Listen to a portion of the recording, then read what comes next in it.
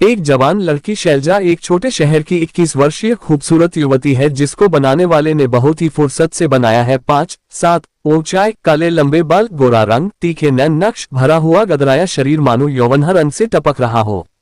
संस्कारी पहनावे में जब वह घर से निकलती है तो जो भी उसको देखता है देखता ही रह जाता है। शैलजा मर्दों की नजरों को खूब समझती है पर उसने कभी किसी को नजर भर के नहीं देखा। वो एक सभ्य घर की संस्कारी लड़की है। उसने अपने मन में कभी गलत ख्याल भी नहीं आने दिया और अपनी सभी जिज्ञासाओं को केवल अपनी मां से ही साझा किया था। उसकी केवल एकमात्र सहेली राधा है जो बिल्कुल उसके जैसी ही है और उसके साथ ही पढ़ती है। शैलजा जब कभी नहाते समय खुद के नंगे बदन को देखती है तो यौवन की सिरहन उसके रोमांचित कर देती है। फिर वह खुद पर काबू रखती है और खुद से वादा करती है कि वह अपना सब कुछ अपने होने वाले पति के लिए बचा कर रखेगी। शादी के बाद वह अपनी हर एक तमन्ना पूरी करेगी। अभी हाल ही में उसका स्नातक का परिणाम आया है जिसमें उसने अपने कॉलेज में पहला स्थान प्राप्त किया है। एक जवान लड़का अनिल एक 24 वर्षीय नौजवान है और अपने माता पिता का इकलौता बेटा है। उसकी ऊंचाई 6, गोरा और गठीले बदन का मालिक है। वह पढ़ाई वह में शुरू से अच्छा रहा था और अपना पूरा ध्यान पढ़ाई में ही लगाया था।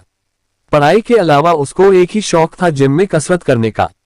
चाहे कुछ भी हो वह अपनी कसरत कभी नहीं भूलता था। इसकी वजह से उसका शरीर काफी अच्छा हो गया था। वह कभी दोस्ती, यारी या प्यार के चक्कर में नहीं पड़ा। अनिल ने सोच रखा था अपने लक्ष्य को प्राप्त करने के बाद ही दम लेगा। अनिल ने शादी होने तक ब्रह्मचर्य व्रत लिया था। वह कभी हस्तमैथुन नहीं करता था जिससे उसका शरीर और भी बलिष्ठ हो गया था। कभी कभी स्वप्न दोष जरूर उसको हो जाता था। अनिल की मेहनत रंग लाए, उसका चयन जल्द ही एक सरकारी अधिकारी के पद पर हो गया। जैसे ही वह अधिकारी बनकर एक बड़े शहर में पदस्थ हुआ उसके घर शादी के लिए रिश्ते आने लगे। एक दिन हिम्मत सिंह अपने पुराने मित्र धर्म सिंह से मिलने उनके घर गए। वहां उन्होंने चर्चा में अपने मित्र धर्म सिंह को अपनी समस्या बताई। बोले, लड़का अधिकारी हो गया है तो कई रिश्ते आ रहे हैं पर अभी तक कोई लड़की उसको पसंद नहीं आई है। हम चाहते हैं जल्द से जल्द कोई लड़की पसंद आ जाए और शादी करके वे अपनी जिम्मेदारी से निवृत्त हो जाएं। तभी धर्म सिंह की बेटी शैलजा चाय लेकर आई। हिम्मत सिंह ने जैसे ही शैलजा को देखा लड़की उन्हें भाग गई। उन्होंने शैलजा को बैठने को कहा और कुछ औपचारिक बातें हुई। जैसे ही शैलजा उठकर गई उन्होंने अपने दोस्त धर्म सिंह से कहा, अगर हम समधी बन जाए कैसा रहे। धर्म सिंह बोले, आपने तो मेरे मुंह की बात कह दी। उन्होंने एक दूसरे को गले लगाया और शैलजा का एक फोटो मांगा। दोनों ने अनिल और शैलजा के फोटो अपने अपने फोन गैलरी से साझा कर दिए और दोनों मित्रों ने अपने अपने परिवार में रिश्ते की बात बताई तो उनको भी बड़ी प्रसन्नता हुई। अनिल और शैलजा ने भी एक दूसरे को पसंद कर लिया और फिर शुभ मुहूर्त देखकर दोनों की सगाई पक्की कर दी। कुछ दिनों बाद शादी की तारीख थी। अनिल और शैलजा के फोन नंबर एक दूसरे के फोन में दर्ज हो चुके थे और सूरतें एक दूसरे के दिल में।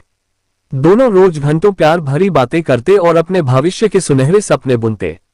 अब एक दिन भी एक दूसरे से दूर रहना एक साल की तरह लग रहा था। शादी की तैयारियां चलती रहीं और आखिर वो दिन आ गया जब अनिल बारात लेकर शैलजा के घर पहुंच गया। जब शैलजा ने झरोखे से अनिल को घोड़े पर देखा तो वह किसी राजकुमार की तरह लग रहा था। शैलजा को देखकर अनिल भी होशोहवास खो बैठा और एकटक उसे देखता ही रहा। वह मानो स्वर्ग से उतरी हुई कोई अप्सरा हो ऐसे दमक रही थी। बड़ी ही धूमधाम से दोनों की शादी हुई। हिम्मत सिंह और धर्म सिंह ने दिल खोलकर खर्च किया। आखिर शैलजा विदा होकर अपने ससुराल पहुंच गई। नई बहू का ससुराल में सभी ने बड़े जोश और उल्लास के साथ स्वागत किया। आवभगत करने में रात के 11 बज गए थे और सब थक भी बहुत गए थे। सबने साथ खाना खाया और सब सोने चले गए।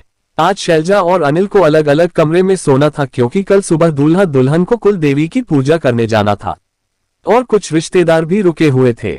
सभी सुबह जल्दी उठकर नहा धोकर सभी पूजा के लिए गए। दूल्हा दुल्हन ने कुल देवी की पूजा की और दोपहर 12 बजे तक सब वापस आ गए। सब ने दोपहर का खाना खाया और सब आराम करने चले गए। अनिल और शैलजा भी अलग अलग कमरे में आराम करने चले गए। थके होने की वजह से जल्दी ही नींद के आगोश में चले गए। जब शैलजा की नींद खुली तब शाम के 6 बजे थे और ज्यादातर रिश्तेदार चले गए थे। अनिल की मौसी की बहू कुमुद भाभी और एकताव की बहू रजनी भाभी और बुआ ही रह गए थे। मिनी जैसे ही सोकर उठी राधा भाभी चाय लेकर आ गई। जब शैलजा चाय पी रही थी तब भाभी ने छेड़ते हुए कहा, बहू रानी नींद पूरी कर ली या नहीं, क्योंकि आज ठीक से सो नहीं पाओगी। शैलजा शर्मा गई और मुस्कुरा कर रह गई। अनिल अभी भी सो रहा था। शैलजा की थकान और सुस्ती जा चुकी थी, अब वह भी रात के बारे में सोच रही थी। उसके मन में कौतूहल हो रहा था। तभी राधा भाभी ने उसकी तंद्रा को तोड़ा और बोली, चलो चलकर नहा लो। भाभी उसके कपड़े और सामान देकर बाथरूम तक छोड़कर आई। अनिल भी जाग गया था।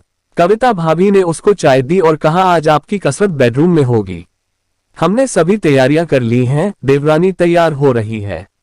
राधा भाभी ने बेड लगवा दिया है और फूल बाला आता ही होगा सुहाग से सजाने। अनिल भाभी से कुछ कह ना सका और कपड़े लेकर बाथरूम में घुस गया।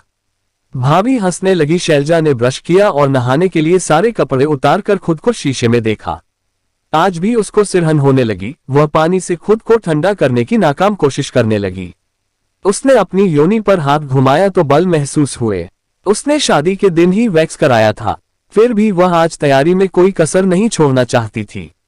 उसने अपने बैग से हेयर रिमूवर क्रीम निकाली और झांटों पर लगा ली। आज झांट साफ करने में बहुत उसे अच्छा लग रहा था। कुछ ही देर में उसने सारे बाल हटा दिए।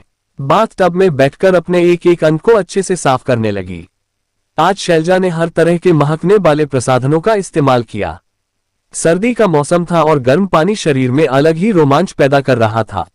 अनिल ने भी ब्रश किया, दाढ़ी, बगलों और झांटों को साफ किया। आज अनिल का लिंग पूरे तनाव में आ गया था और बाथरूम की छत को देख रहा था। अनिल भी आज खुशबू वाले साबुन से नहाया। अनिल ने अपना खास इसी दिन के लिए लाया हुआ सफेद कुर्ता पायजामा और नए अंडरगारमेंट पहने और परफ्यूम लगाया और अपनी कार लेकर बाजार चला गया। शैलजा भी नहा चुकी थी। उसका हर अंग आज दमक रहा था। उसने अपने शरीर पर लोशन लगाया और खास आज के लिए खरीद कर लाई सुर्ख लाल 34D साइज की ब्रा पहनी और थॉन पहनी जो केवल योनि और गुदा छिद्र को ढक रही थी। शैलजा के भारी नितंबों की दरार में रेखा सी खींच गई थी। इसके बाद उसने एक लाल टाइट पेटीकोट पहना जिसमें उसके भरे नितंब और सुडौल जांघें और भी आकर्षक लग रही थी। लाल बैकलेस ब्लाउज पहनकर लाल साड़ी जो सुहागरात के लिए खरीद कर लाई थी। तब दोनों भाभियां भी कमरे और सेज को अच्छी तरह सजवाकर आ गई थी। भाभियों ने खिलखिलाकर कहा, देखो दुल्हन को खेलने की इतनी जल्दी है कि खुद ही तैयार हो रही है। शैलजा शर्माकर बोली, ना नहीं, वो आप दिखी नहीं इसलिए। भाभियां हंसती हुई बोली, अरे हम आपकी सेज और कमरा सजवा रही थीं, ऐसा ना हो कि कुछ कमी रह जाए। अब आपका कमरा और बेड तैयार है, बस आपकी धमाचौकड़ी का इंतजार कर रहा है।